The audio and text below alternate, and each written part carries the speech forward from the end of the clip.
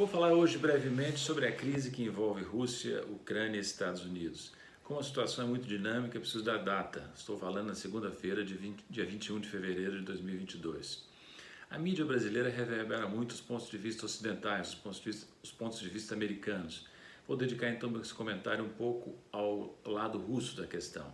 A Rússia enfrenta desde os anos 90 uma expansão da OTAN, da NATO, North Atlantic Treaty Organization, Organização do Tratado do Atlântico Norte.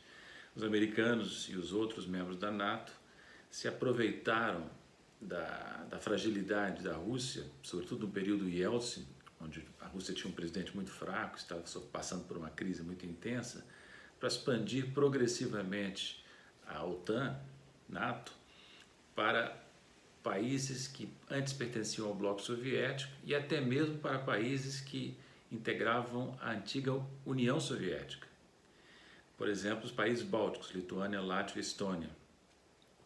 Então os russos se sentem ameaçados por essa expansão progressiva e alegam, com razão ou sem razão, que houve uma promessa por escrito ou verbal, há controvérsia sobre isso, dos americanos e dos europeus de não expandir a OTAN depois da unificação alemã e depois do que aconteceu no leste da Europa.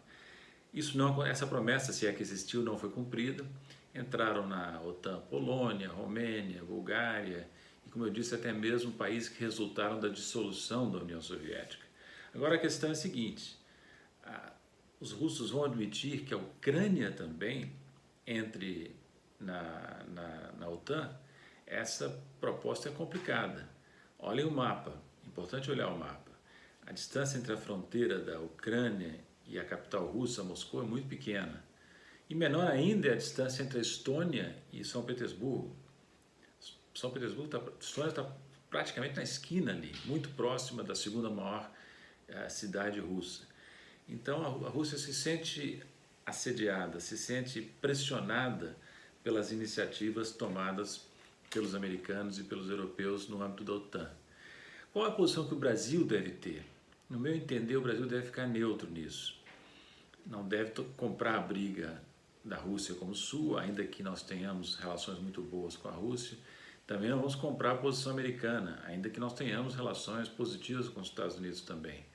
O Brasil tem que se manter numa posição, não digo equidistante, porque a situação vai variar muito ao longo do tempo, mas tem que manter em vista a sua prioridade, que é o interesse brasileiro.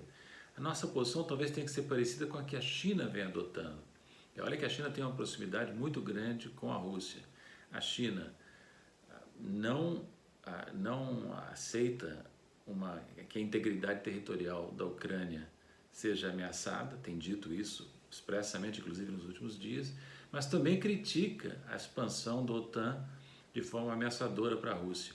Algo semelhante deve ser a posição brasileira, semelhante à que a China vem adotando, China que também é parceira nossa com os russos nos BRICS, né? Então nós temos aqui uma situação muito peculiar e é importante lembrar um fato a respeito da Ucrânia que às vezes é esquecido. Quando a Ucrânia se tornou independente, com a dissolução da União Soviética no início dos anos 90, havia no território ucraniano uma enorme parte do arsenal nuclear soviético. E os ucranianos foram convencidos a abrir mão desse arsenal. Em troca de quê? Em troca de uma garantia tripartite dada pelo Reino Unido, pelos Estados Unidos e pela própria Rússia quanto à integridade territorial e autonomia da Ucrânia. De que valeu essa garantia? Quando em 2014, a Rússia invadiu, incorporou a Ucrânia, incorporou a Crimeia, de que valeu isso? Então essa é uma lição importante que essa crise deixa, inclusive para o Brasil, que não tem armamento nuclear e tem defesas deficientes. Não se pode confiar em tratados e em promessas. Os países têm que ter a capacidade própria de defender sua integridade territorial sem contar com ninguém.